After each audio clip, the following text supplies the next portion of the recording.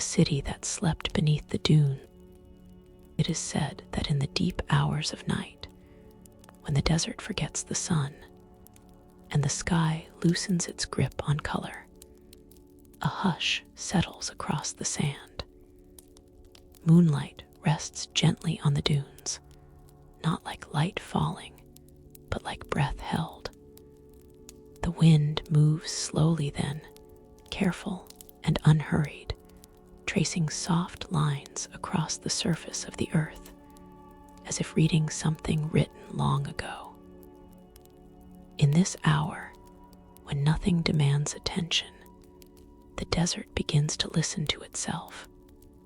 Beneath this quiet surface, a city is said to sleep, not destroyed, not conquered, not scattered by fire or swallowed by war, simply covered grain by grain as though time itself chose mercy over memory. The sand did not rush.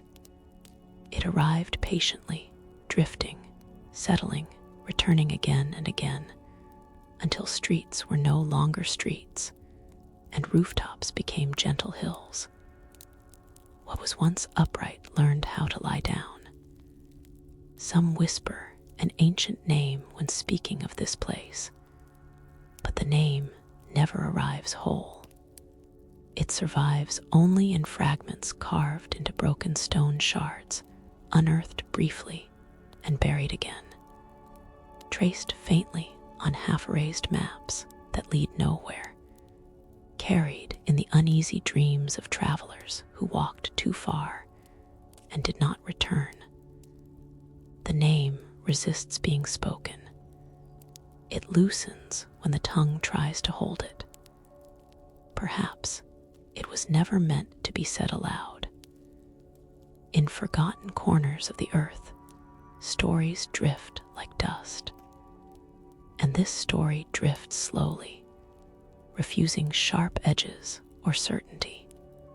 It tells of a city that did not vanish by accident. It was hidden.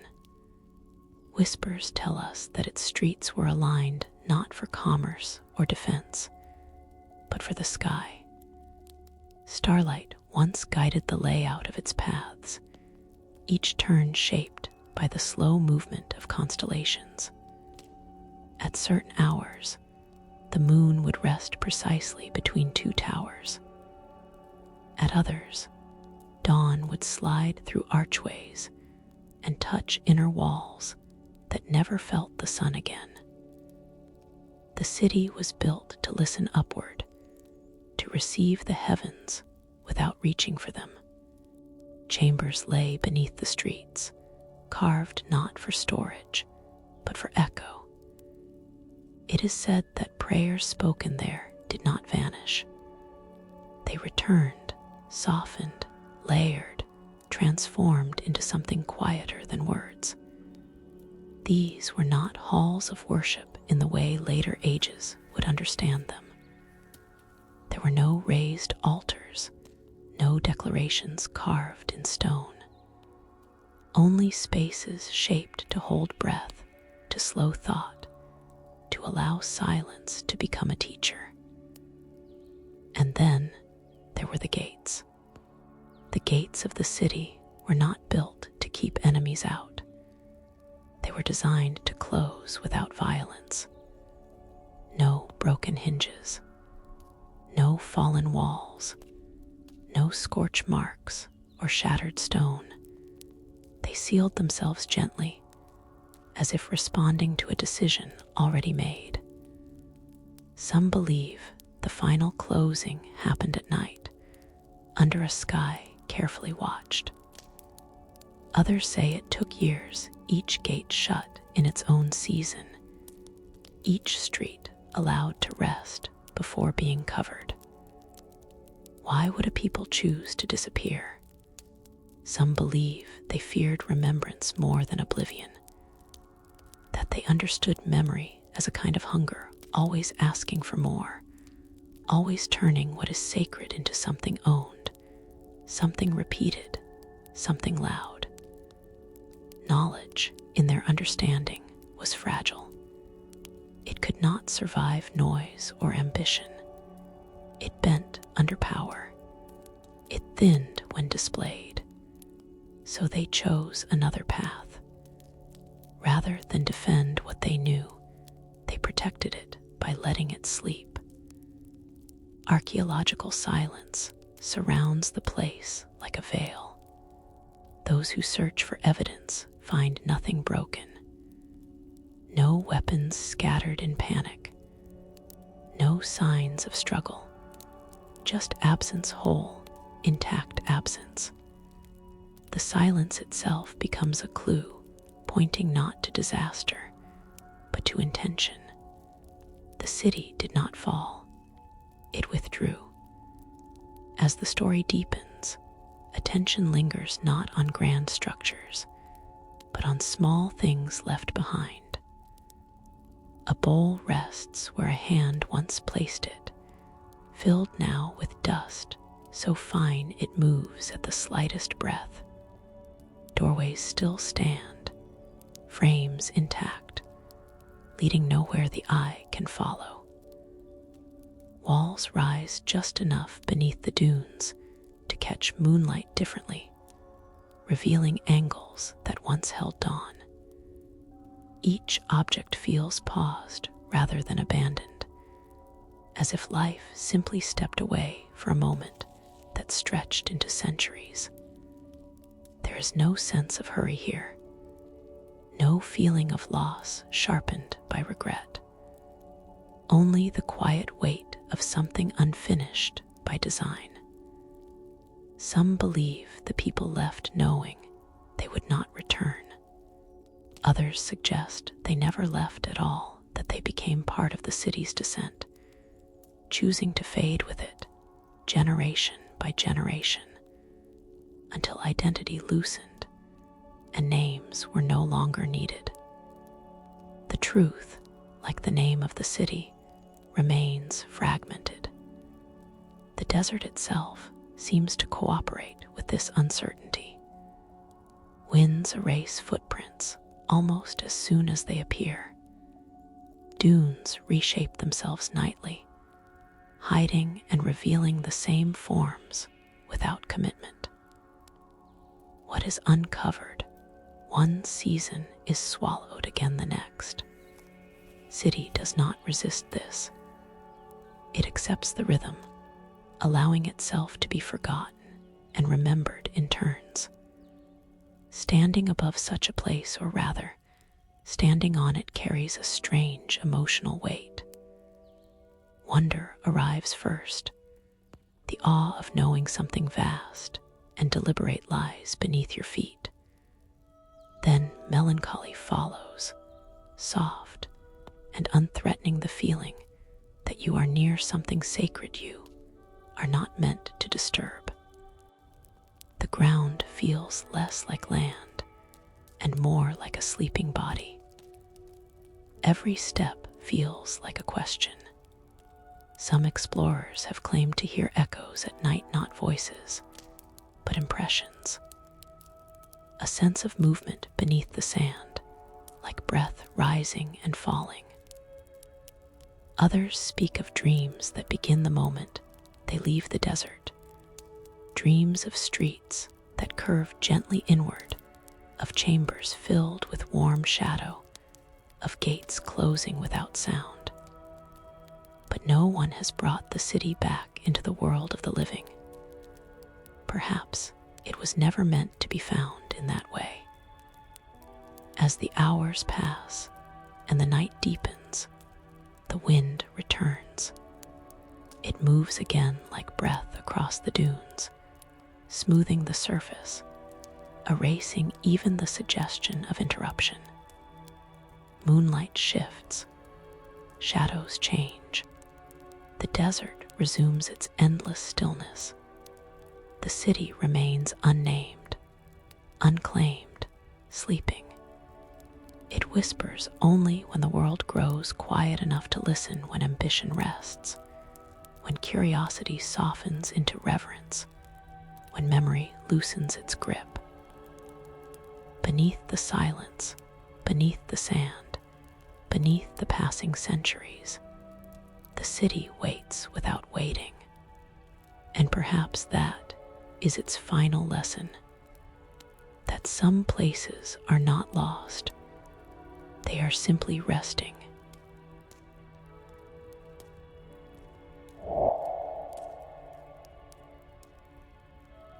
The name the sand refused to forget it is said that before stone was raised or streets were drawn, before walls learned their own shadows, there was a name, not written, not declared, but spoken. It moved from mouth to mouth like breath on a cold night, changing shape as it traveled. Each tongue held it differently. Each voice released it unfinished. Even now, in forgotten corners of the earth, the name returns fractured, softened, incomplete, never arriving whole, never staying long enough to be owned. This chapter does not begin with ruins. It begins with sound, a syllable carried on the wind, a whisper pressed into sand, a name repeated across centuries, altered by distance and fear, spoken in prayers, in warnings, in songs without endings. The opening question arrives gently, almost apologetically. How can a place be forgotten by people, yet remembered by the land itself? The desert offers its answer slowly. The sand shifts, always moving, always rearranging itself, yet never truly erasing what lies beneath. Dunes rise and fall like breathing lungs. Footprints vanish within minutes, but deeper impressions endure. Beneath the silence, beneath the heat and the cold, the sand keeps watch not as a guard, but as a witness. Whispers tell us that the name belongs to a city that chose to disappear. Not in fire, not in flood, not beneath an enemy's banner. It vanished before it fell, withdrawing inward like a tide that learned how to reverse itself. Some believe the city understood something later civilizations forgot, that to remain visible is to invite desire, and desire eventually turns sacred places into objects. So the city softened its edges, it loosened its hold on memory, and finally it allowed the sand to learn its name. Ancient records do not agree. One traveler writes of towers rising pale against the sky, their shadows long at sunset. Another passes through the same region generations later and reports only emptiness, an uninterrupted horizon, marked by nothing but wind. Maps contradict one another, lines drifting like thoughts unsure of themselves. Some maps lead inward, toward a center that does not exist. Others stop abruptly, as if the hand drawing them hesitated, then refused to continue. Poems survive where histories fail. They speak of a city that vanished before it fell, of gates that closed without sound, of streets that folded themselves into the earth. The verses never describe destruction. They describe restraint, a turning away, a refusal to remain. Spiritual traditions frame the city not as a place, but as a presence. They tell us the city was alive not in the way bodies live, but in the way landscapes breathe. Its walls listened, its chambers remembered, its gates responded not to force, but to intention. To speak the city's true name, it was said, was to call it forward. forget the name was to let it rest, and so silence became sacred. In these traditions, forgetting is not loss, it is protection. Rituals grew around naming. Names were spoken carefully, sparingly, as one might handle fire. Apprentices were taught not the name itself, but the weight of it. Elders warned that repeating it too often would thin its meaning, pulling the city back into a world unprepared to receive it. Some ceremonies ended with deliberate pauses, breaths held just long enough for the final syllable to dissolve before it was finished. Where memory fades, restraint begins. It is said that on certain nights marked by the moon's quiet fullness, the sand shifts differently, not dramatically, almost imperceptibly. Patterns form that do not resemble wind's work alone. Spirals appear briefly, then soften. Lines align, then scatter. Those who witness this say it feels less like discovery and more like recognition, as if the land is remembering something just beyond reach. The name is never spoken fully. Each attempt stops short, as though the speaker senses a boundary they were not meant to cross. The name hovers in the air like breath on stone, warm for a moment, then gone. It leaves behind a feeling rather than a sound, a gentle pressure in the chest, a quiet awareness that something listened. Layer by layer, the story deepens. Archaeological silence surrounds the region like a veil. Tools are rare. Broken objects rarer still. There is no clear boundary where life ended. Instead, there is continuity, walls that appear to have been covered rather than toppled, spaces that feel paused rather than abandoned. The absence of violence becomes its own kind of evidence. Nothing was taken. Nothing was destroyed. Everything was released. The emotional tone of the story remains hushed, as if each sentence risks waking something that prefers sleep. Scholars who approach the subject too directly often find themselves turning away, frustrated by contradictions. Those who listen rather than search describe a different experience, not answers, but atmosphere, not facts, but feeling. They speak of standing on ground that feels attentive. They speak of wind that seems to repeat sounds it never heard.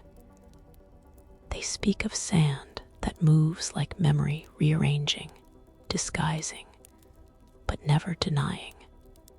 Some believe the city still exists, fully intact, held in suspension beneath the dunes. Others suggest it dissolved, not physically, but conceptually unbinding itself from time, loosening its form until only essence remained. The stories do not argue with one another. They overlap like shadows cast from different angles. The name remains unfinished. That, perhaps, is the final ritual. To leave a truth incomplete is to allow it to survive without being consumed. To resist naming fully is to protect what naming would claim. The city did not ask to be remembered. It asked to be left alone. As the chapter draws toward its close, the sound returns. Not a word, not a voice, just the desert breathing. The wind moves again across the dunes, smoothing edges, erasing the smallest disturbances. Moonlight marks the surface gently, revealing nothing that demands attention. Somewhere beneath the silence, the land holds what it has always held, a name that was never meant to arrive whole. Perhaps it was never meant to be found. Some voices only echo when we are ready to listen. And some truths survive not by being spoken, but by remaining forever unfinished, resting in the sand, remembered by the earth, waiting without waiting, asking nothing at all.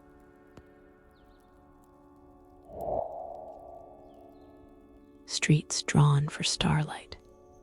It is said that before the city learned how to shelter itself from the sun, it first learned how to open itself to the night. This chapter begins not on the ground, but above it, with a sky unburdened by names. Stars gather there quietly, scattered yet precise, their light arriving late, patient, unchanged by who waits beneath them. Long before maps were folded or borders agreed upon, the sky was already complete, and somewhere beneath it, a city began to take shape, not in defiance of the heavens, but in conversation with them. The opening image is simple, almost fragile. A lone street beneath moonlight, pale stone reflecting a constellation no one has spoken aloud for centuries. No torches burn. No voices rise. The city sleeps, yet the sky remains awake, and between them flows an understanding older than memory. Some believe the city was drawn from above, not by gods, not by kings, but by watchers, quiet figures who learned to look without reaching. They studied the sky not to master it, but to follow its rhythm. Night after night, they observed how stars returned, how they drifted together and apart, how certain lights touched the horizon at the same moment each year. They noticed that the heavens never rushed. They noticed that the sky did not repeat itself exactly, yet never truly changed. And so the streets were not planned for trade or procession. They were drawn for starlight. It is said that if one could stand at the heart of the city when it still breathed and lift their eyes at the right hour, the streets would appear to rise gently toward the sky. Long avenues aligned with slow-moving constellations. Narrow passages curved to follow the moon's quiet path. Intersections formed where celestial patterns crossed, not where crowds would gather. Walking through the city was meant to feel like walking through the night itself. Some streets brightened only once a year, when a particular star reached a precise height. Others remained in shadow always, reserved for stars that no longer existed by the time memory tried to hold them. The city did not correct these absences. It accepted them as part of the design. Ancient fragments speak of stones set while the sky was watched, not measured. No instruments were used beyond breath and patience. Builders waited for the moment when a star touched a line of sight, then placed the stone where its light fell. Construction paused often sometimes for months, until the sky offered permission to continue. Progress was never the goal. Alignment was.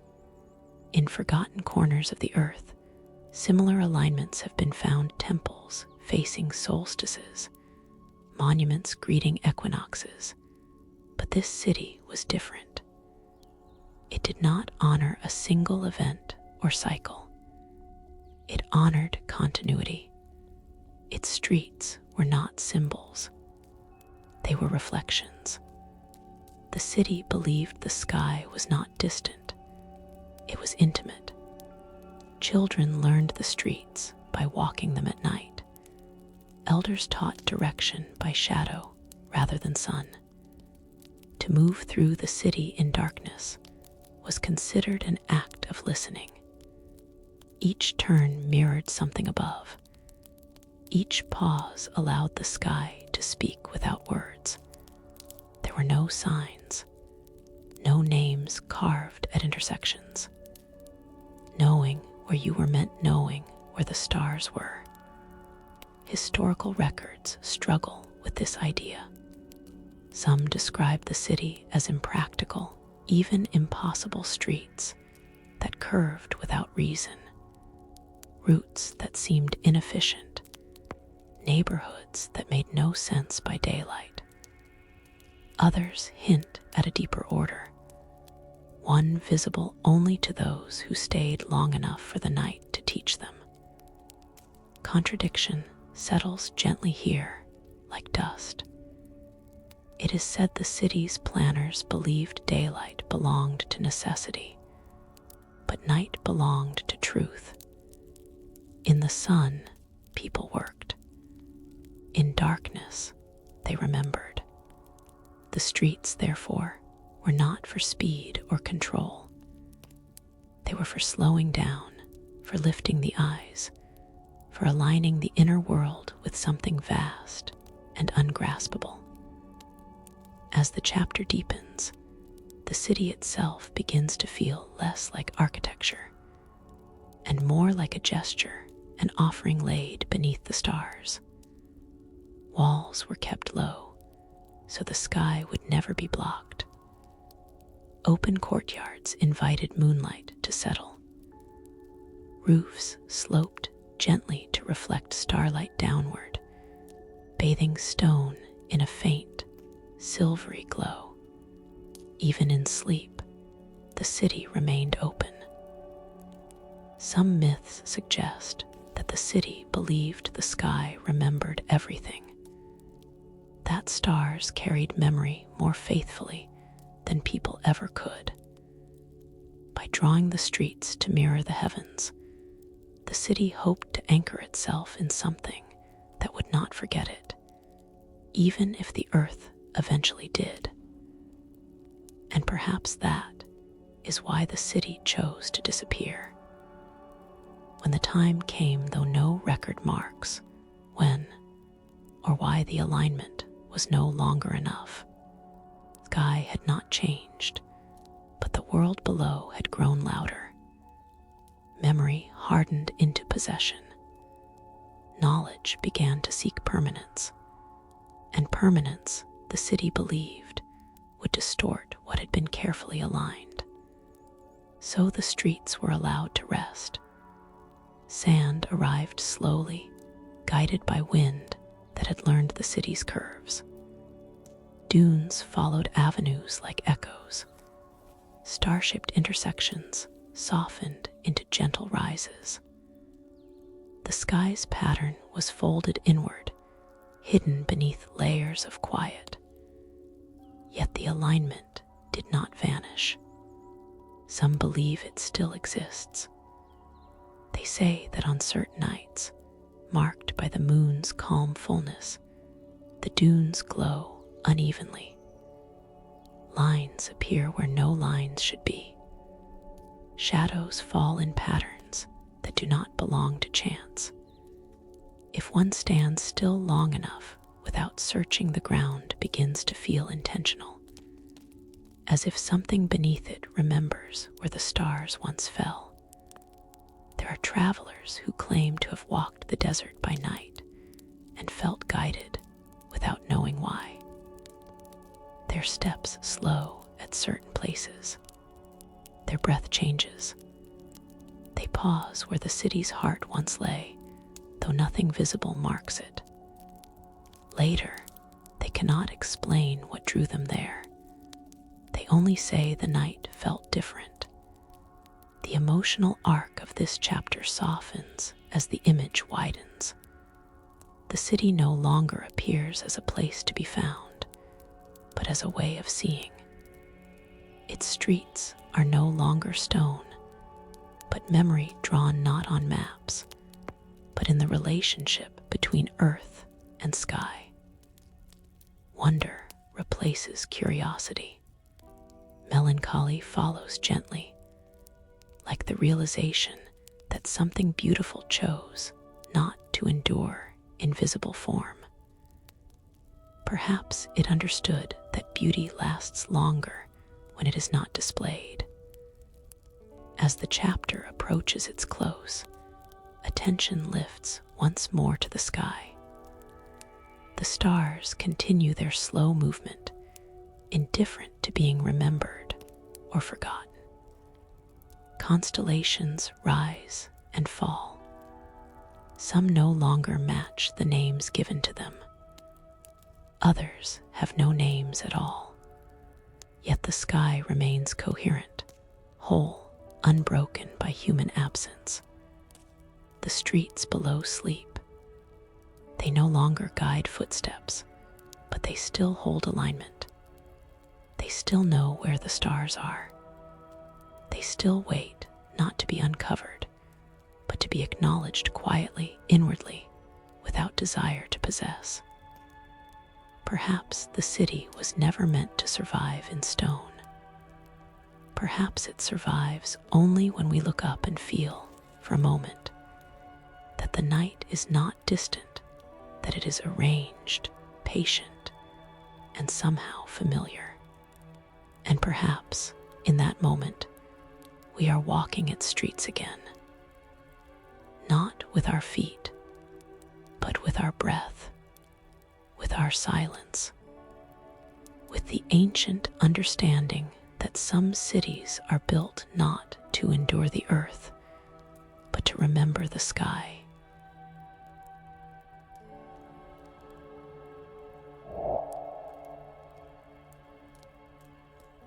The gates that closed without sound, it is said that the last moment was not marked by alarm. No bells rang. No cries rose into the air. No dust clouds announced urgency or fear. The chapter opens at twilight, when the desert holds its breath and the sky begins its slow descent into indigo. The city still stood then whole, unbroken, breathing quietly beneath the stars. Its gates were open, not in welcome, but in ease. They had always been that way, wide enough to pass through without noticing, heavy enough to remind travelers that entry was a choice, not an invitation. And yet, on that evening, something shifted, not in stone, but in intention. It is said the wind slowed first, as if listening. The gates did not close because an enemy approached. They did not close because famine pressed at the edges, or because fire licked the horizon.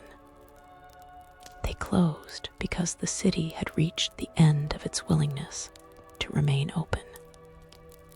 Not out of fear, but out of wisdom learned too slowly by most civilizations. Some believe the decision was made long before the act itself, that generations prepared for it quietly, shaping stone and silence toward this final gesture. The gates were engineered not for defense, but for disappearance. Their hinges were hidden deep within the walls. Their weight was balanced so precisely that movement required no force. When the time came, gravity itself was enough. And so the gates closed, without sound. No grinding of stone, no echo, no finality sharp enough to disturb the night. Those who were outside did not notice at first. The desert looked the same. The stars continued their patient rise. Even those inside the city felt no sudden change. The air did not thicken. The light did not dim. Only later did the awareness arrive, not as panic, but as understanding. The city had chosen stillness.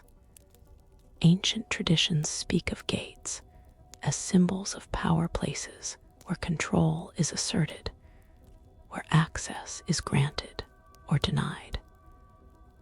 But these gates were something else entirely. They were thresholds of consent. They did not resist entry. They simply withdrew availability. The gates were not locked. They were finished.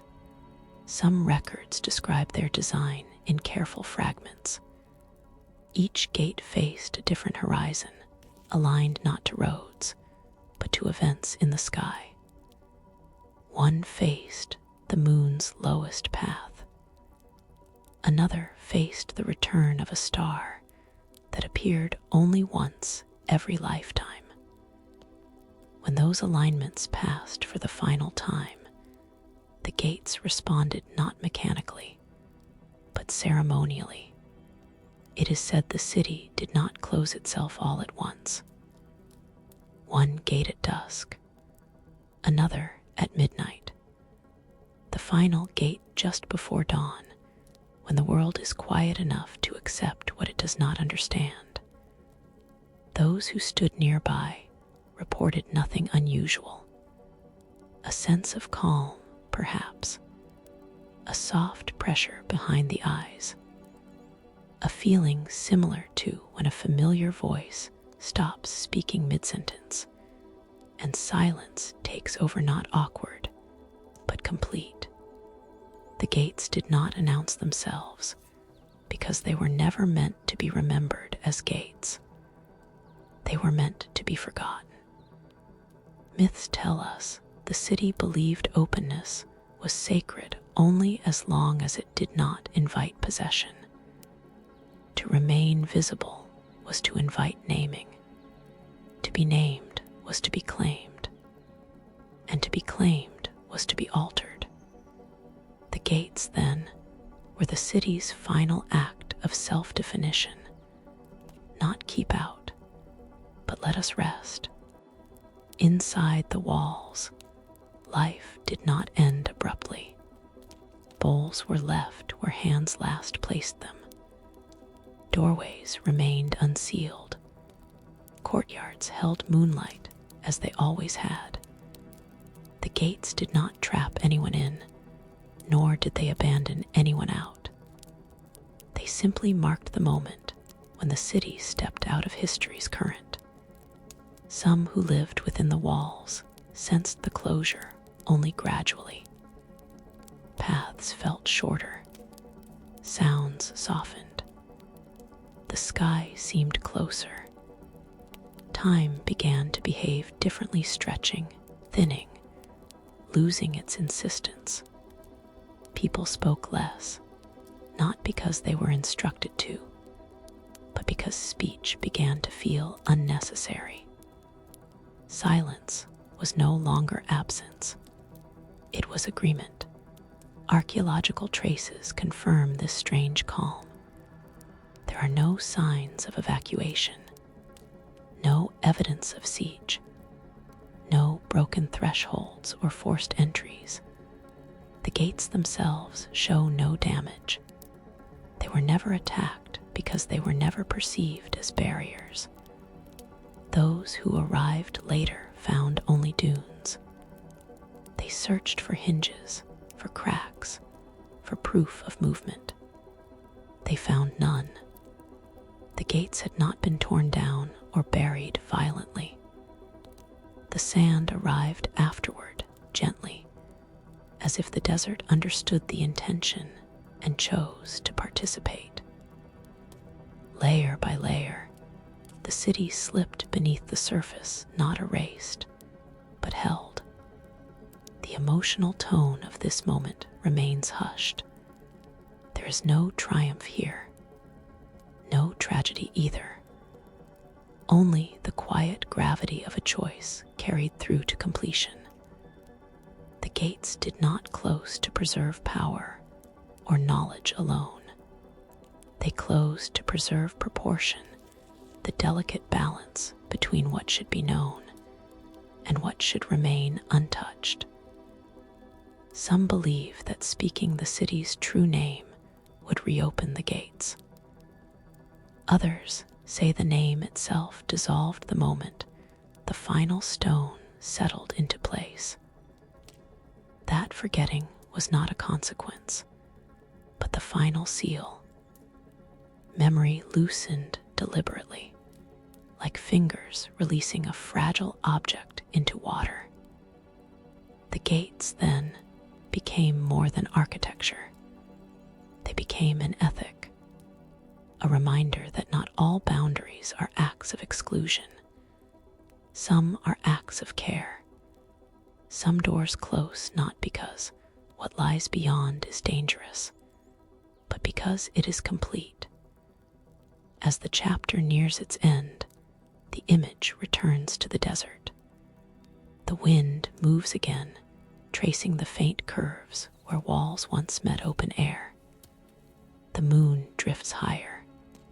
Shadows smooth themselves across the dunes. Nothing marks where the gates once stood. Nothing calls attention to what lies beneath. And yet, the ground feels different there. Heavier, quieter, as if it remembers a moment when stone chose stillness over spectacle. Perhaps the gates never truly closed. Perhaps they simply stopped responding to noise. Perhaps they still open not outward, but inward when silence is deep enough, when intention softens, when the desire to enter dissolves into willingness to wait. It is said that some doors do not guard places. They guard states of being, and the gates that closed without sound remain among them, not lost, not broken, not locked, simply resting beneath the sand, keeping watch over a city that chose to disappear without ever needing to say goodbye.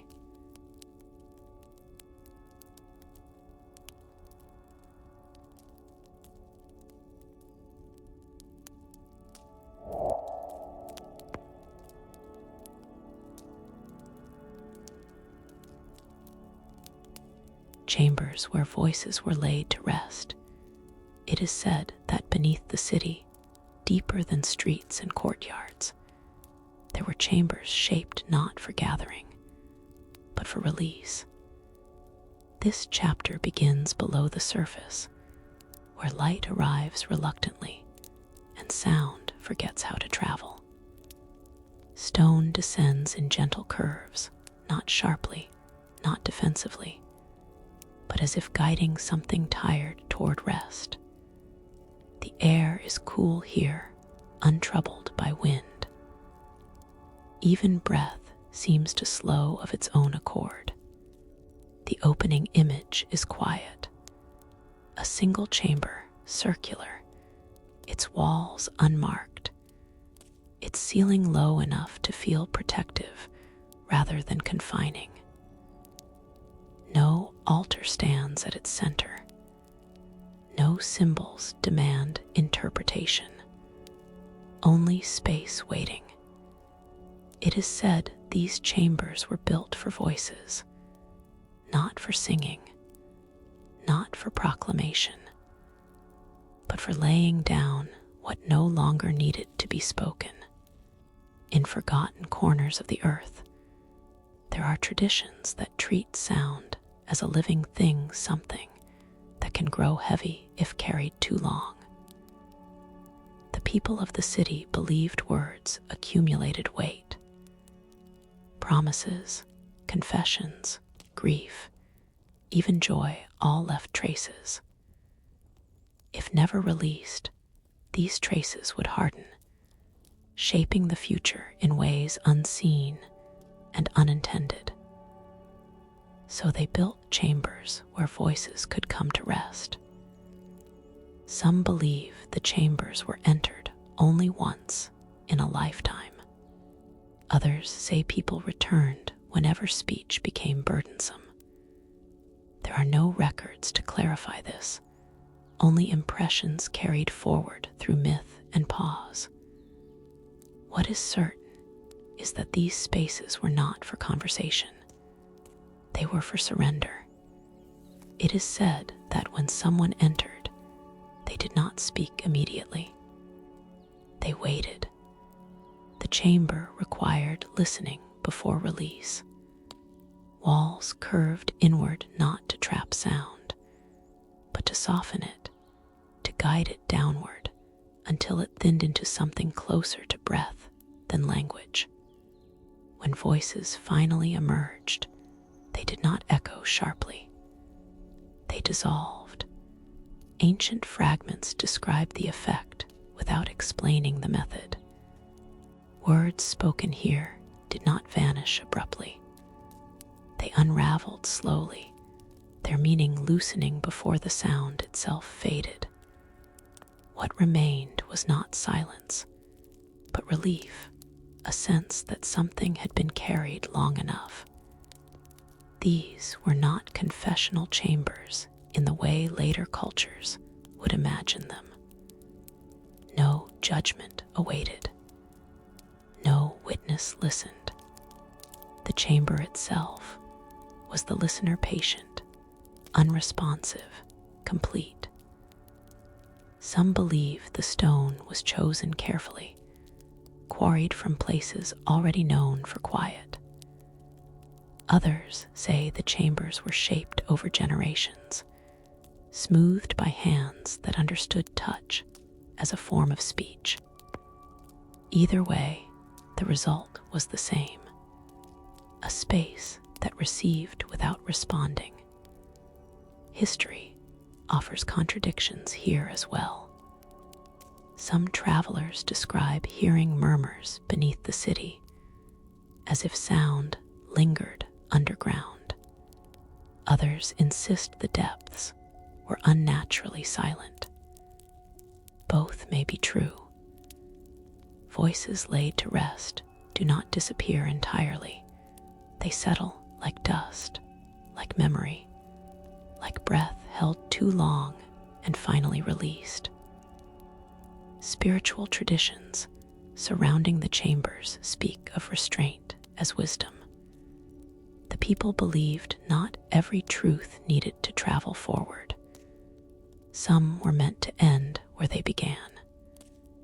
Words spoken too often lost their gentleness.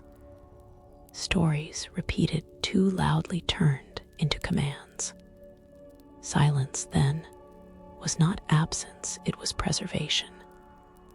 The chambers were the city's way of preventing accumulation.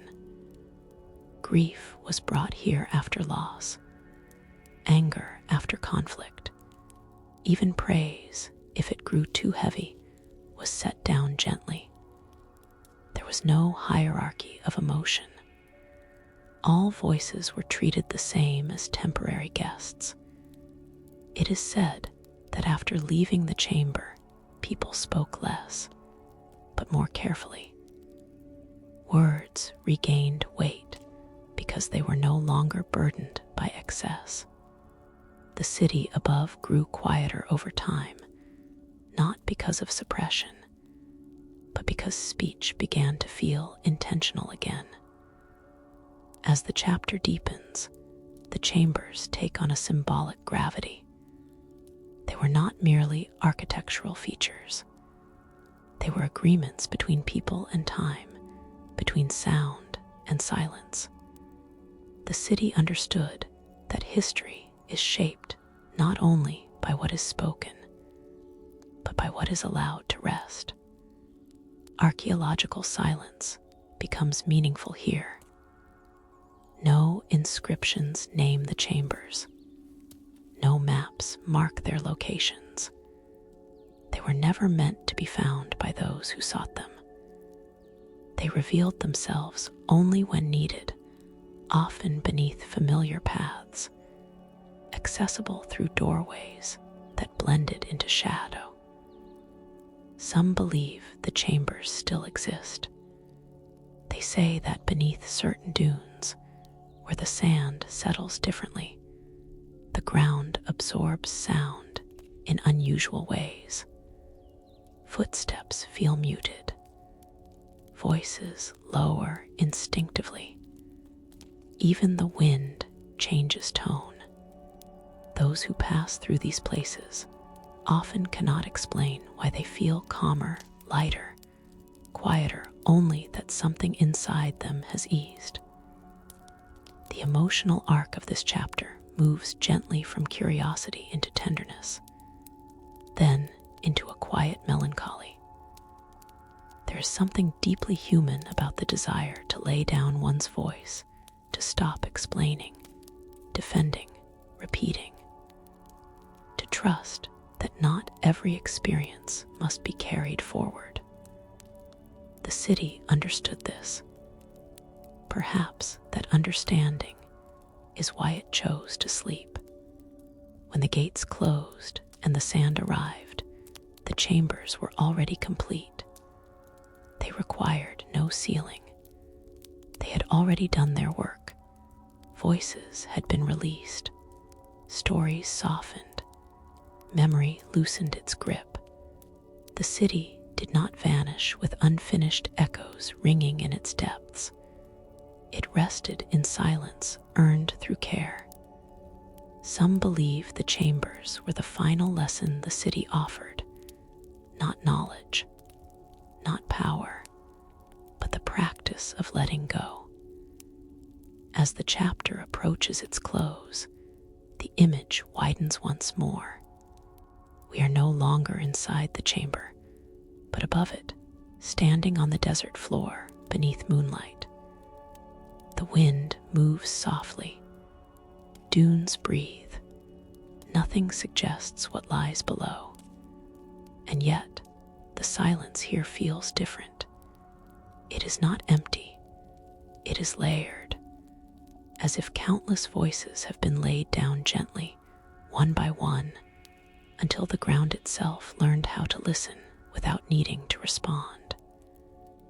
Perhaps that is why the desert feels vast rather than lonely. Perhaps it is carrying more than we know.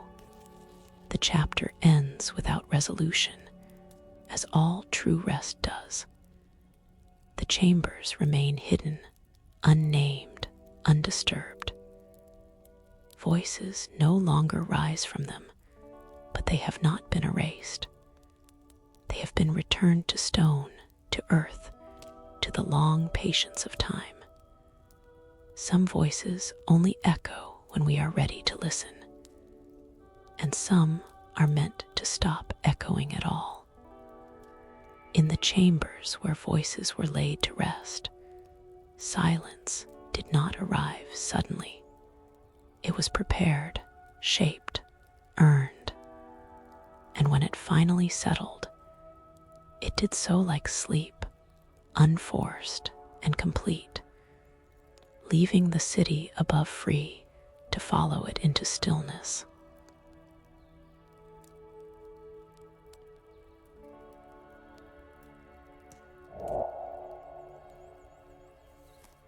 The map that refused to lead it is said that the map was discovered already unfinished.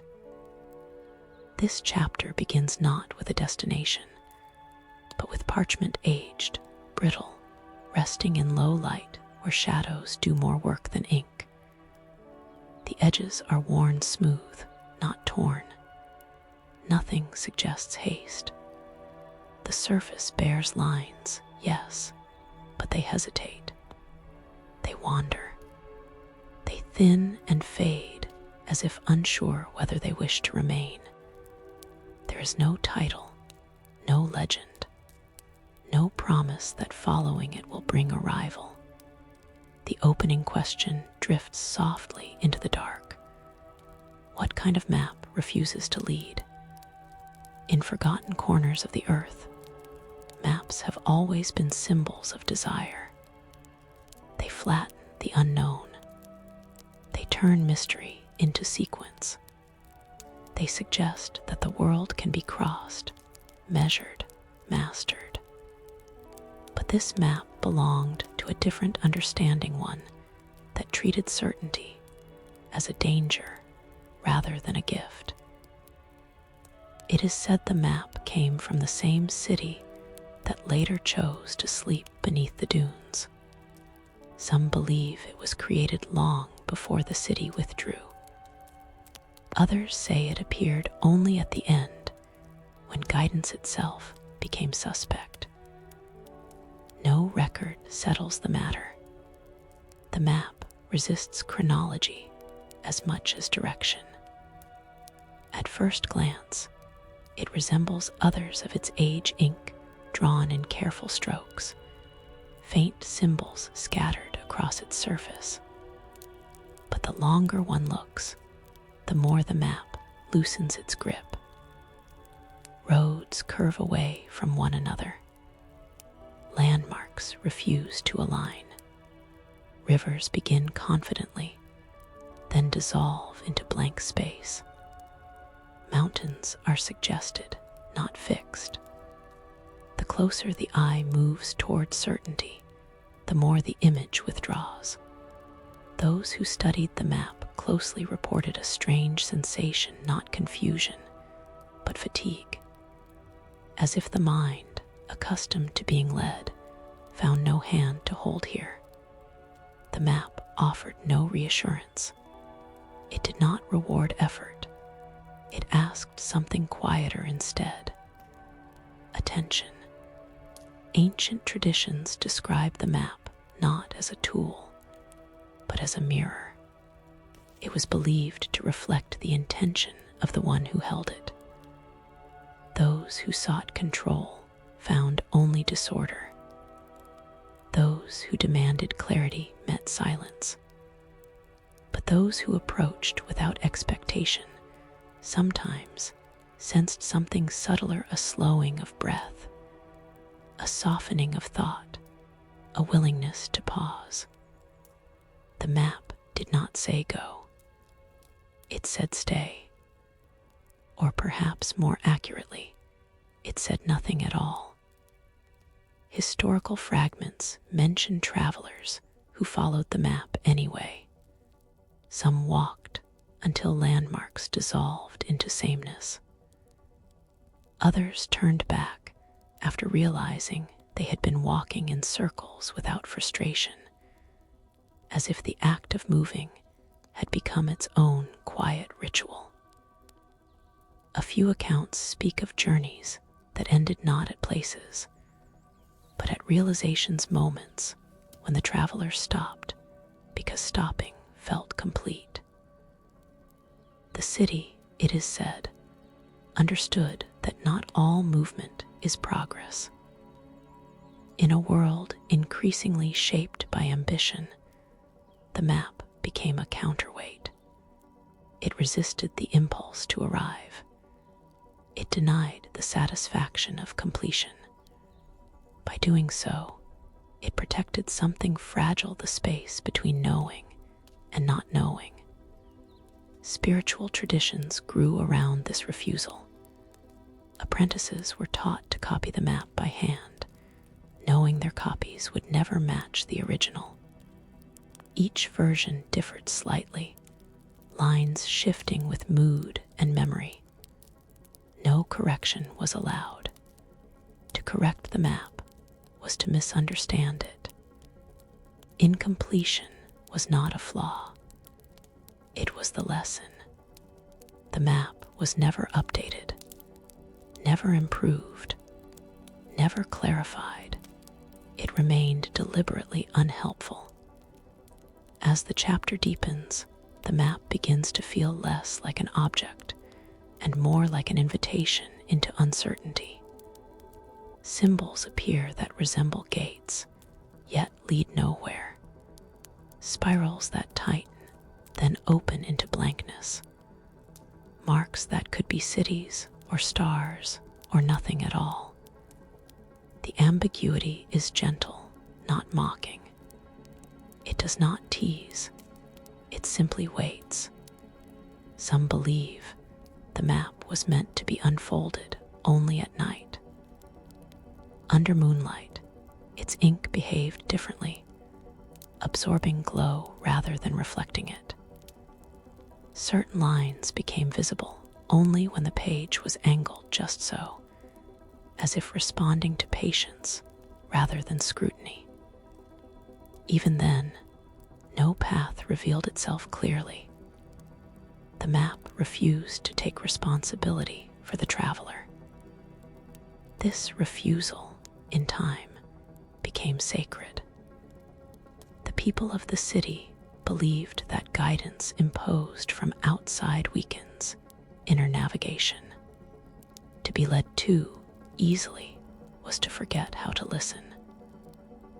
The map existed to return responsibility to the one holding it, not to choose direction, but to choose awareness. When the city began preparing for its disappearance, the map took on new meaning.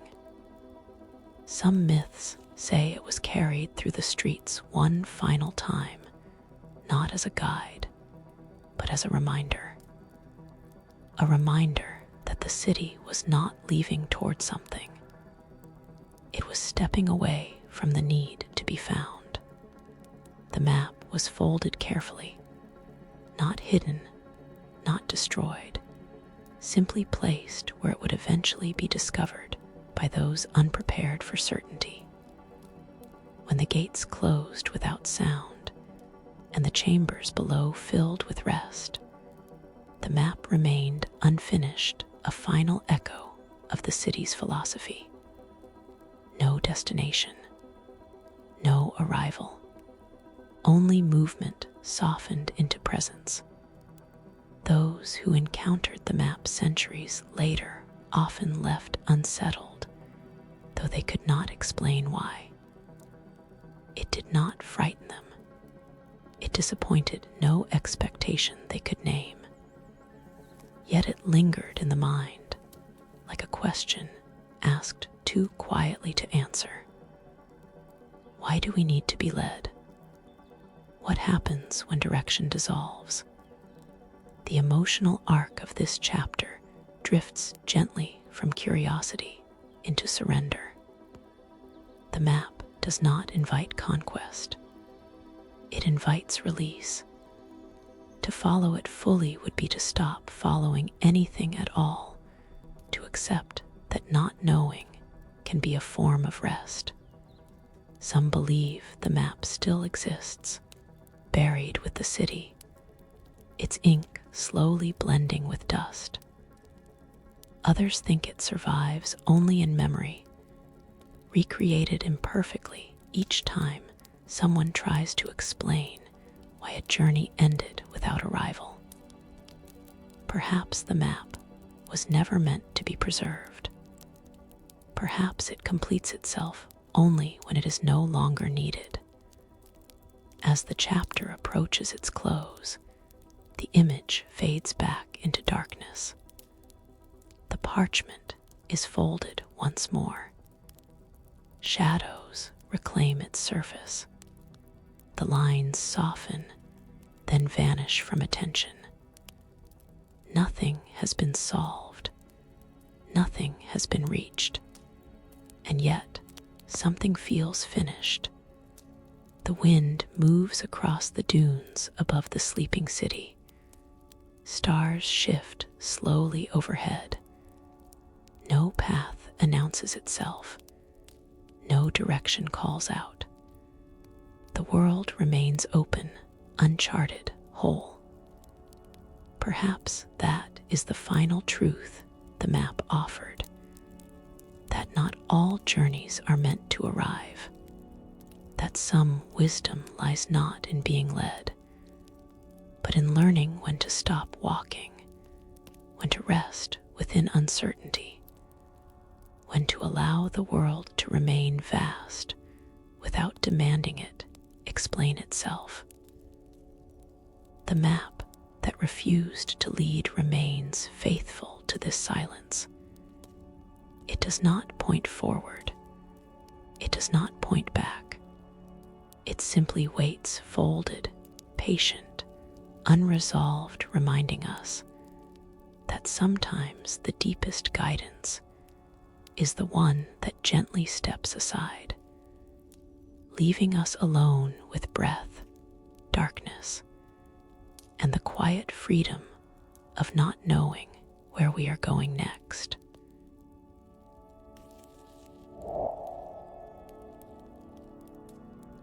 The people who learned to vanish it is said that the first sign was not absence, but lightness. This chapter opens at dawn, when the desert has not yet chosen a color. The horizon rests in pale tones, sand beige and dusk blue, and the wind moves carefully, as if afraid to disturb something already in the process of leaving. No ruins announce themselves. No walls rise to explain who once lived here. And yet the land does not feel empty. It feels relieved. The opening question arrives like a quiet breath. How does a people disappear without fleeing, without falling, without being taken? In forgotten corners of the earth, there are stories not of collapse, but of release. This is one of them.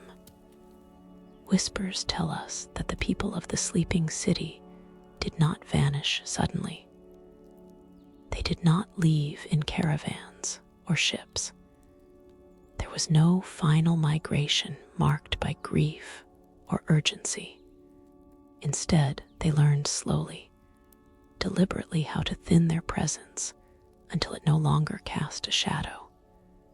They learned how to vanish. At first, nothing appeared to change. Homes remained occupied. Paths were still walked. Fires were still lit at night.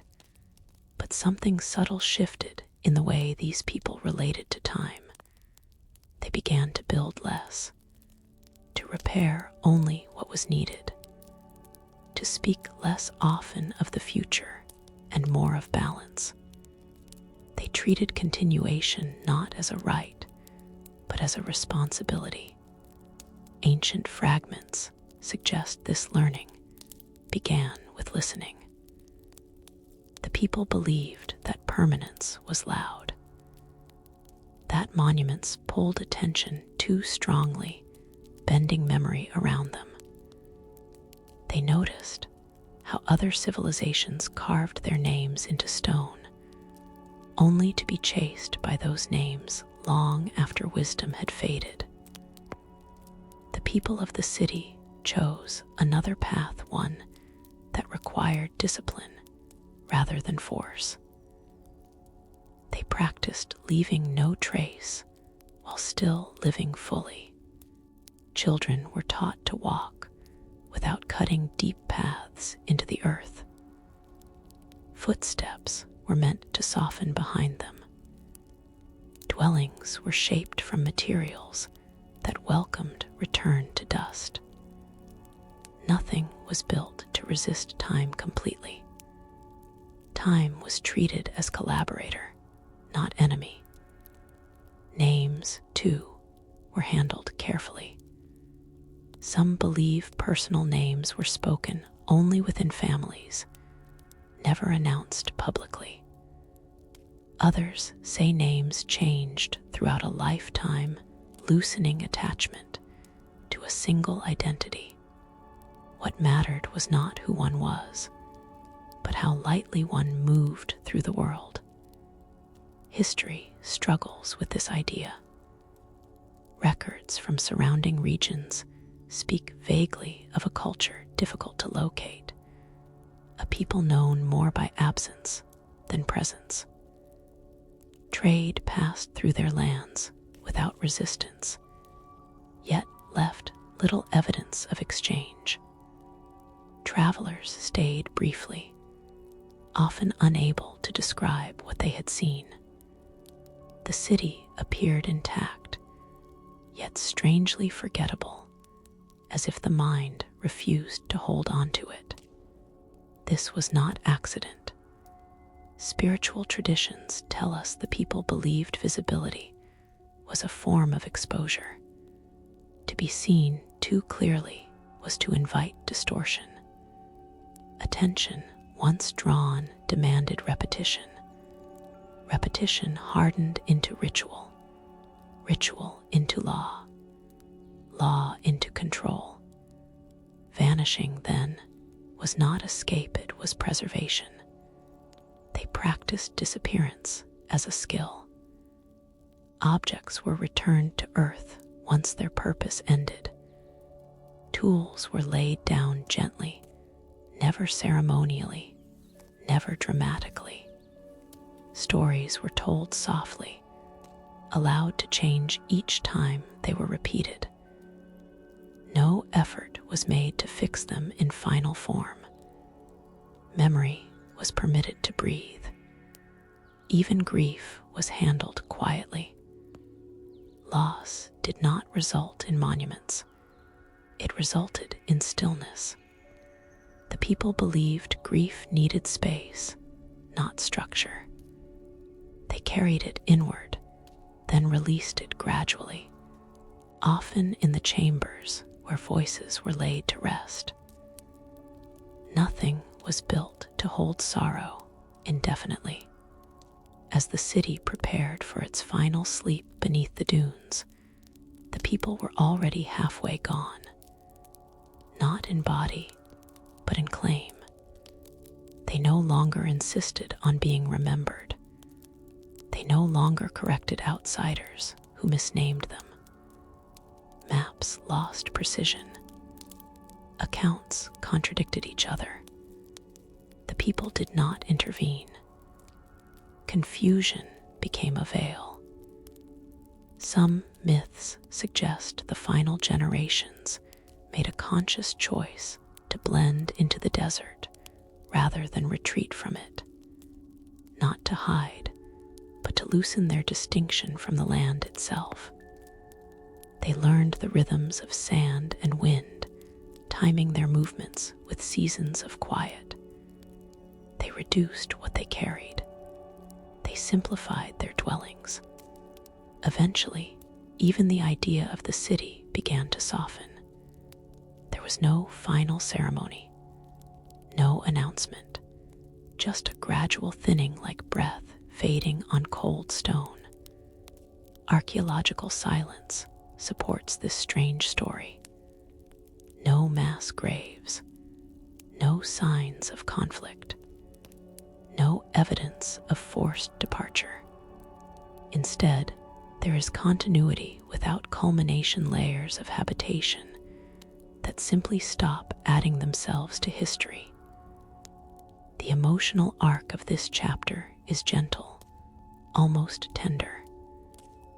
There is sadness here, but it is not sharp. It does not cut. It settles.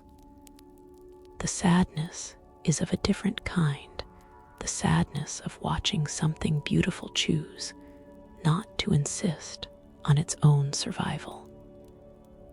Wonder follows closely behind. What kind of people choose to vanish not because they must, but because they understand something others do not. Perhaps they saw what came after permanence. Perhaps they understood that to remain forever visible is to become hollowed by repetition. That meaning survives longest when it is not forced to endure. Some believe traces of them still exist not as artifacts, but as habits carried unknowingly by later cultures. A preference for humility, a discomfort with spectacle, sense that leaving quietly can be an act of strength rather than defeat. In certain deserts, it is said that travelers feel watched not by eyes, but by awareness. The land seems attentive, Sounds soften, movement slows. People lower their voices without realizing why.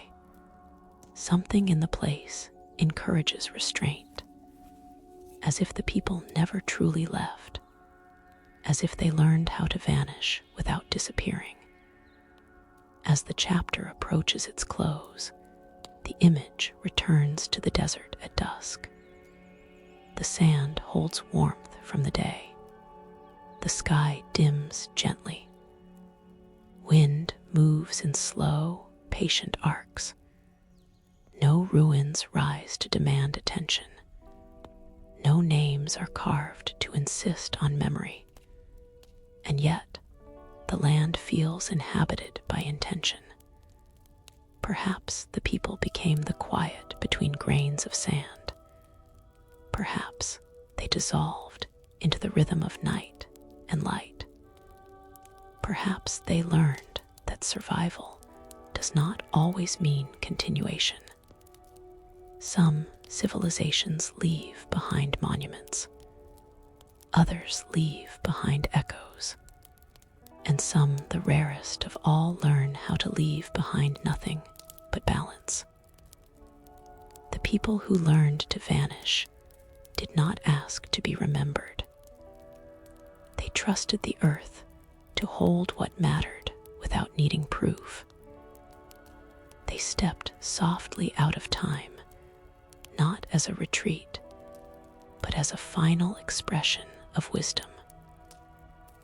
Some voices only echo when we are ready to listen, and some lives endure most fully when they choose, at last, to disappear not into darkness, but into the quiet continuity of the world itself, where nothing needs to announce that it was ever there.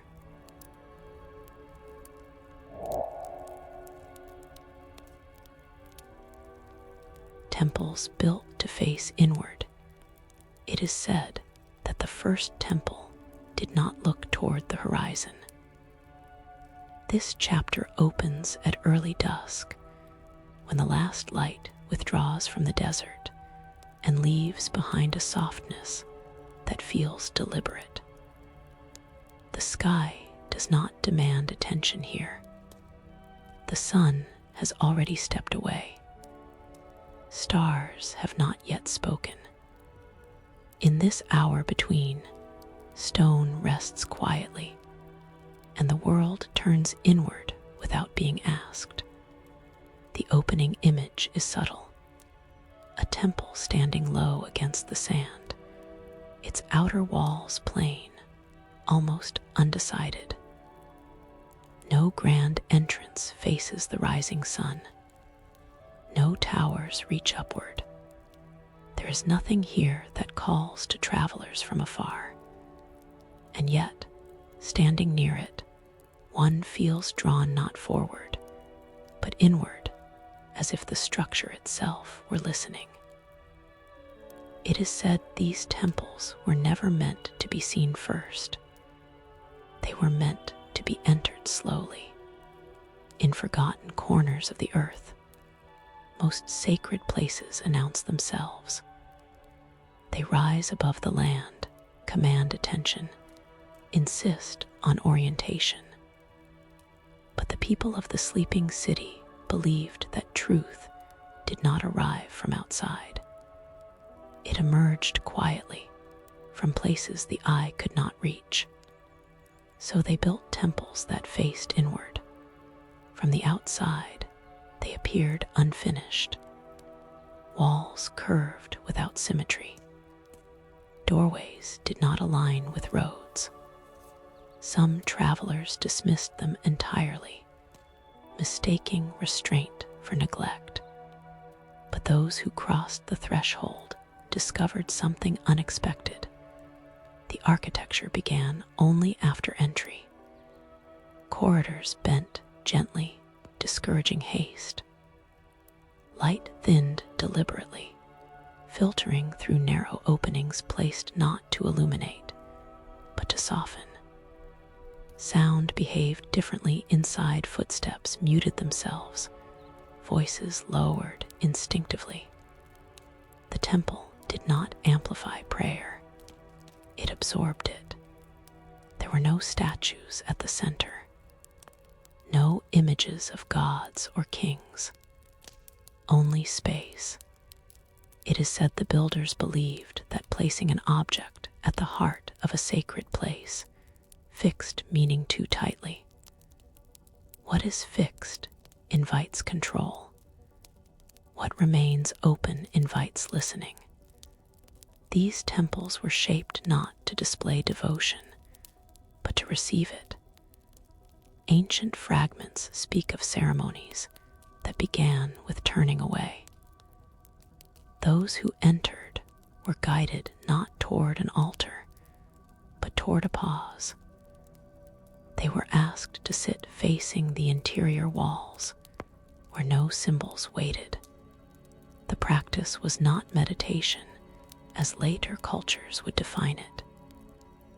It was orientation, a deliberate turning of attention away from spectacle, toward breath, memory, and silence. The temple did not instruct, it allowed.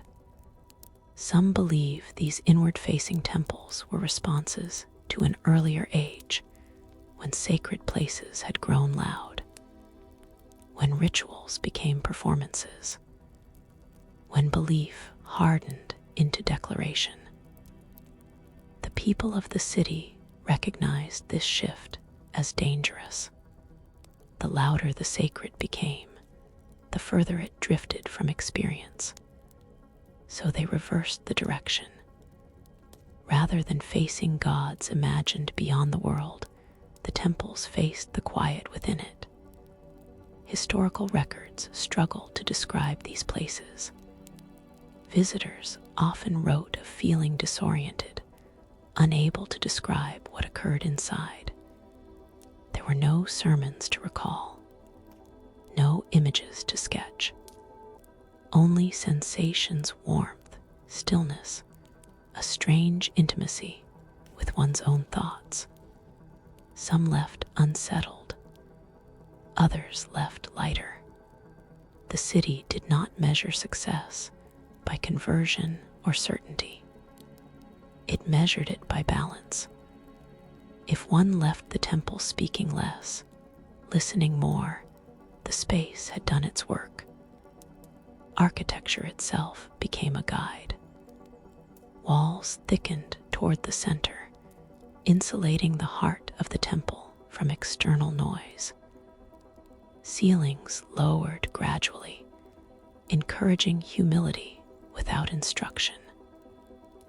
Floors were smooth, but uneven, reminding those who walked them to pay attention. Every design choice nudged awareness inward without ever demanding it. The temples did not face away from the world in rejection. They faced inward in trust. As the chapter deepens, these temples begin to feel less like buildings and more like agreements. Agreements between people and themselves, between memory and presence, between the urge to explain and the courage to remain with what cannot be explained. Spiritual traditions surrounding the temples speak of inward journeys as the most difficult kind. It is easier to cross deserts than to sit quietly with one's own thoughts. Easier to conquer land than to loosen identity. The temples were not places of escape. They were places of encounter. Encounter without witnesses. No one was praised for entering. No one was recorded. There were no ranks or hierarchies inside. The inward path belonged equally to all who stepped across the threshold. Some myths suggest the temples were used sparingly, opened only at certain times of year, when the sky itself turned turned inward during long nights, during eclipses, during moments when the world seemed to pause. Others believe the temples were always open, but only noticed by those ready to stop looking outward. As the city approached its final sleep beneath the dunes, the inward-facing temples took on deeper meaning. They were already complete. They required no closure. When the gates closed without sound and the people learned to vanish, the temples did not resist. They did not call out to be saved. Their purpose was not tied to continuation. They had always pointed towards something that could not be buried.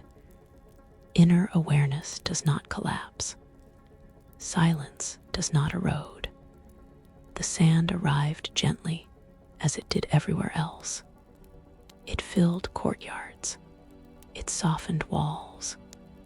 It pressed against doorways without force. And yet, something of the inward orientation remained. Even buried, the temples continued to face what they had always faced.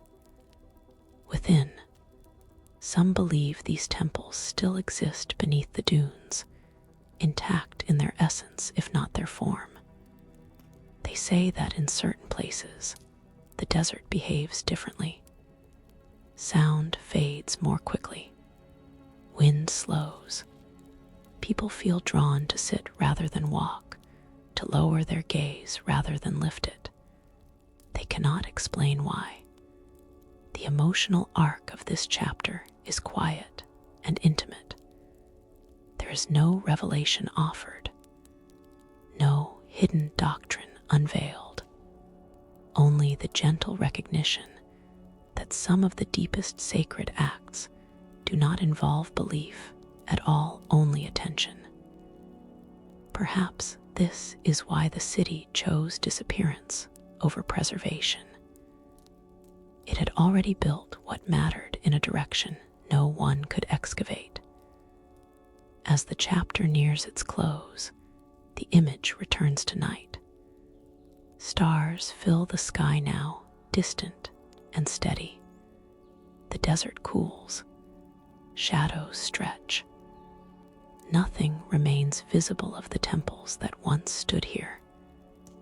And yet, the place feels receptive, as if the land itself has learned how to listen inwardly. Perhaps the temples were never meant to endure a stone. Perhaps they were practices, not places. Perhaps their true form exists whenever we stop looking outward for answers and allow ourselves to sit quietly with what remains when nothing is being asked of us. Some sacred spaces face the heavens, some face history, and some, the rarest, face inward, trusting that what is most essential does not need to be shown, named, or defended. The temples built to face inward remain among us, still not as ruins beneath sand, but as invitations that arise softly when the world grows quiet enough and we finally turn our attention back toward ourselves, without fear, without expectation, and without the need to arrive anywhere at all.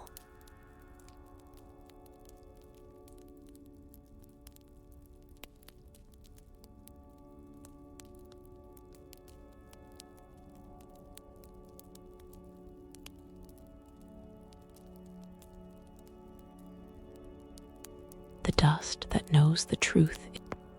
It is said that dust remembers what stone forgets. This chapter opens low to the ground, where the desert light is thin and the wind moves carefully, as if aware it is passing over something listening. Dust lifts in slow spirals, then settles again, never in a hurry. It coats everything evenly, the visible and the hidden without choosing sides. No monument rises here. No ruin announces significance. And yet, the earth feels informed. The opening question arrives softly, almost like a confession. How can the smallest thing carry what history cannot? In forgotten corners of the world, dust is treated as the end of things. What remains after collapse? What gathers when meaning has moved on? But the people of the sleeping city believed something different. They believed dust was not the aftermath of truth, it was its final keeper. Stone can be carved, metal can be taken, words can be bent, but dust absorbs without judgment. It is said the city learned this by watching how time worked. Walls cracked, names weathered, symbols blurred. But dust lingered, settling into every surface, filling every space evenly. It did not preserve appearances. It preserved presence. What had once been touched remained faintly warm beneath it. What had once been spoken left subtle disturbances in how it lay. The city came to understand that truth does not survive by standing upright. It survives by settling. Ancient records rarely mention dust directly. Instead, they speak around it of floors never swept completely, of objects allowed to soften into their surroundings, of rituals where ashes were scattered not in grief, but in gratitude. Dust was never treated as waste.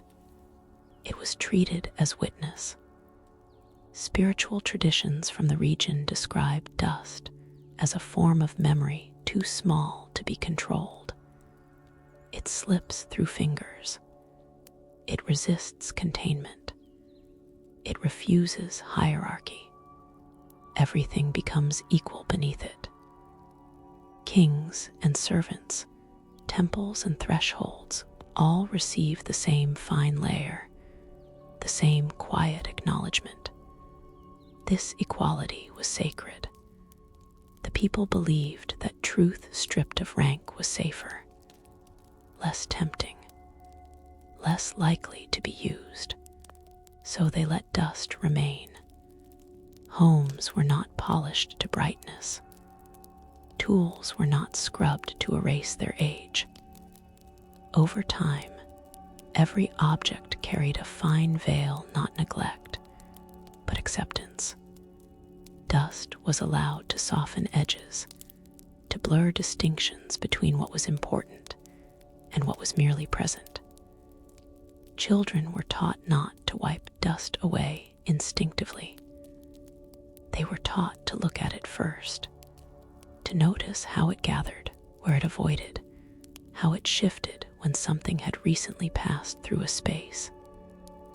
Dust became a language quiet, imprecise, but honest. It showed where life moved and where it no longer did. As the chapter deepens, the dust begins to feel intentional, almost ceremonial. In the chambers where voices were laid to rest, dust was allowed to accumulate freely. Over time, it thickened into soft layers, absorbing echoes, dulling sharp sound. Silence there was not empty. It was padded, cushioned, protected. Some myths suggest that before the city sealed itself beneath the dunes, the people performed a final act, not a ritual of fire or song, but of waiting. They stopped cleaning. They stopped clearing paths. They allowed dust to enter places it had been kept from before. This was not surrender. It was alignment. They were teaching the city how to forget gently. Archaeological silence supports this idea. When traces are found, a bowl, a doorway, a stretch of wall, they are often coated in unusually even layers of fine sediment, as if no one rushed to remove it. Nothing appears hastily abandoned. There is no sign of disruption, just gradual settling. The dust arrived like sleep. Some travelers report that when they kneel in certain desert regions and let sand run through their hands, it feels different, finer, warmer, almost attentive. They describe a sensation of being known rather than observed, as if the ground recognizes the act of slowing down. This is not proof, it is resonance. The people of the city believed truth could not be carried forward whole. It fractured when lifted too high. But dust did not carry truth forward. It held it in place, quietly, without interpretation. In their understanding, dust was not the enemy of memory. It was memory's final form. Names dissolved into it. Footsteps softened within it. Voices rested beneath it. When the city learned to vanish, dust became the last teacher. The people stepped lightly, allowing their presence to thin. Paths blurred, edges rounded, structures softened. The city did not fight erosion. It welcomed it as completion. The emotional arc of this chapter is gentle, almost intimate.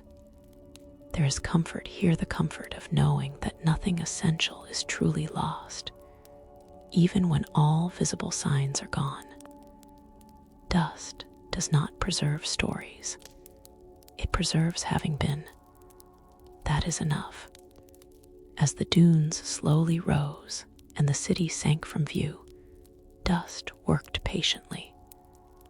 It filled spaces that no longer needed to be defined. It settled into chambers, across thresholds, over maps that refused to lead. It did not distinguish between sacred and ordinary. It made everything equally quiet. Some believe this is why the city's truth cannot be excavated. Every attempt to dig deeper stirs the dust, and with it, uncertainty.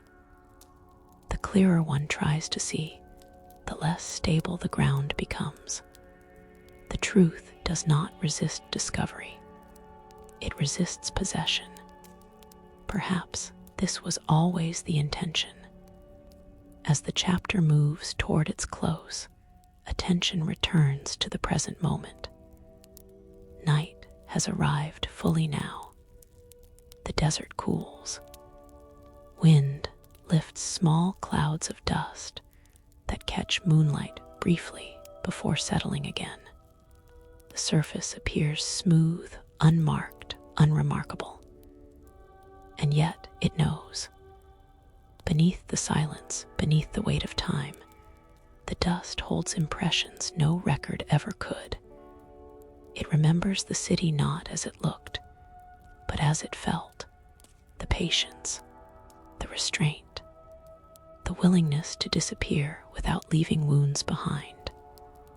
Perhaps this is the truth dust knows best, that endurance does not require hardness, that memory does not require names, that wisdom, once laid down gently enough, does not need to be recovered.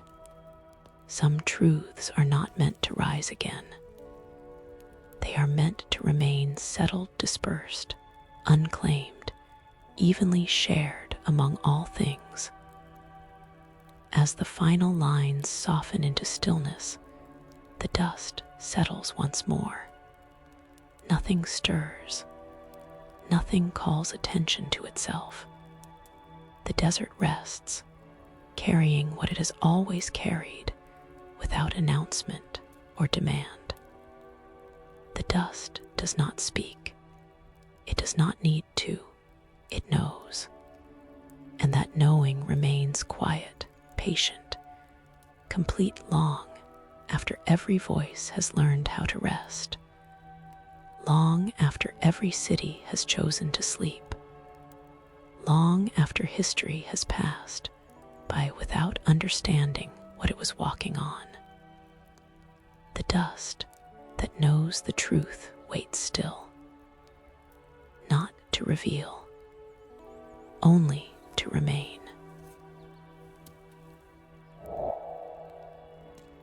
When the city chose sleep, it is said the city did not close its eyes all at once. This chapter begins at the edge of evening, when the desert exhales and the heat loosens its grip. The sky is neither bright nor dark, but suspended a long, unhurried pause between what has been and what will not yet arrive. Shadows stretch without urgency. Sound thins.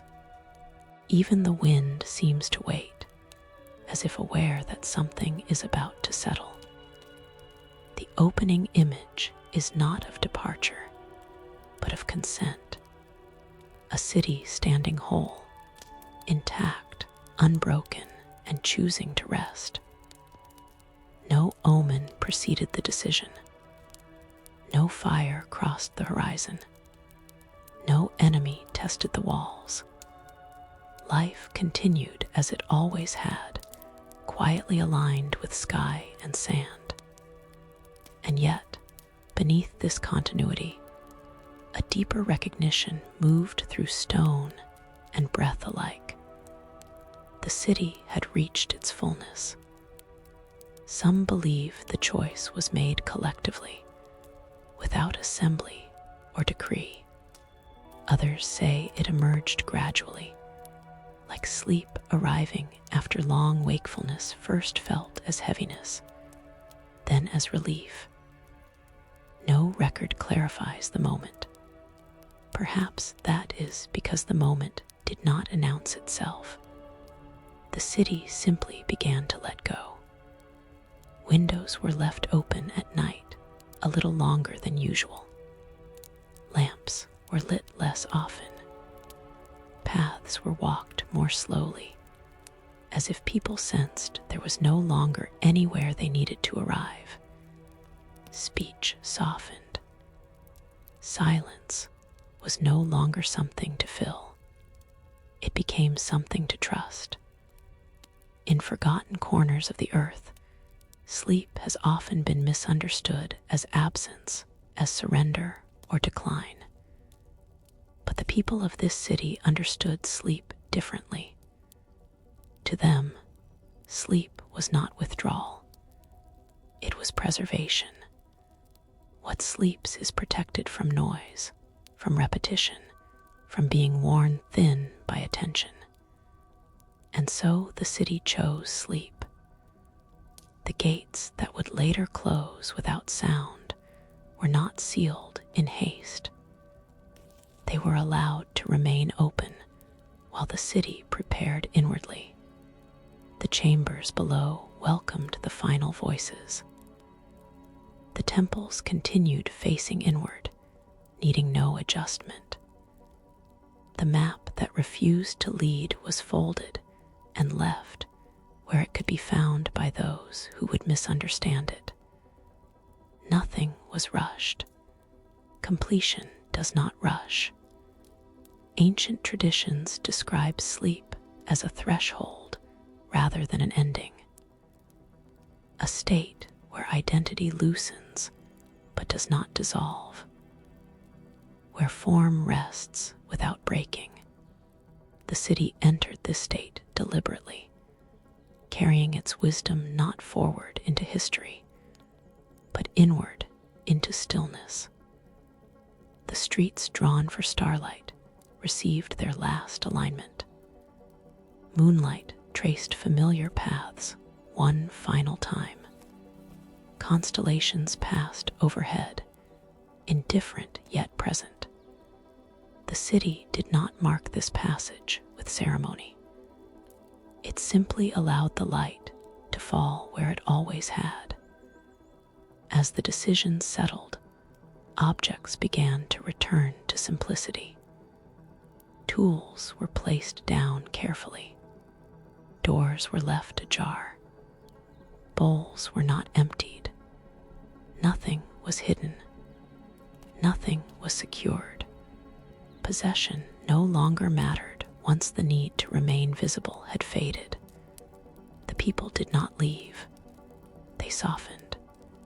Some stayed within walls until their sense of separation dissolved. Others stepped beyond the gates before they closed, not as exiles, but as continuations of the same intention to thin presence until it blended with land and wind. There was no distinction between staying and going. Both were forms of rest. Archaeological silence reflects this strange gentleness. There are no layers of panic, no signs of interruption, no final meal abandoned mid-stir. Instead, there is a sense of pause life set down carefully, as one sets aside a book knowing it will not be reopened. The emotional arc of this chapter is slow and tender. There is grief here, but it is quiet, the grief of watching something whole choose not to persist. Wonder follows closely, as it always does when intention replaces necessity. The city did not die because it failed. It rested because it was complete. As the sand began to arrive, guided by wind and patience, it did not crush or collapse what lay beneath. It covered. It tucked edges inward. It softened corners. The city did not resist this touch. Sleep does not resist blankets. Dust settled evenly. Shadows disappeared. Sound dissolved into depth. And the city slept. Some believe the city still dreams. They say that beneath the dunes, stone remembers alignment. That chamber still holds silence like breath held gently in sleep. That gates remain closed not by force, but by choice, waiting without expectation. Others believe the city dissolved entirely, its essence released into the desert, its wisdom redistributed into quiet habits that survive elsewhere. Humility, restraint, the courage to disappear without fear. Both beliefs may be true. Sleep does not belong exclusively to form. As the chapter moves toward its close, attention returns to the present night. The desert lies smooth beneath moonlight. No sign remains of decision or descent. Only the steady rhythm of wind shaping sand, night after night, century after century. Nothing asks to be awakened. Perhaps this is the final teaching the city left behind, that not all civilizations are meant to endure as memory. That rest can be an act of intelligence. That sleep, chosen freely, is not an ending, but a way of keeping what matters safe from a world that has not learned how to listen. Some places do not fall. Some do not vanish. Some simply close their eyes, and in doing so, they remain whole. The city that chose sleep rests still beneath the dunes, beneath history, beneath the restless urge to be known, dreaming without dream, silent without absence, held gently by the desert that understood its choice and agreed to remember it in the only way that lasts, by letting it rest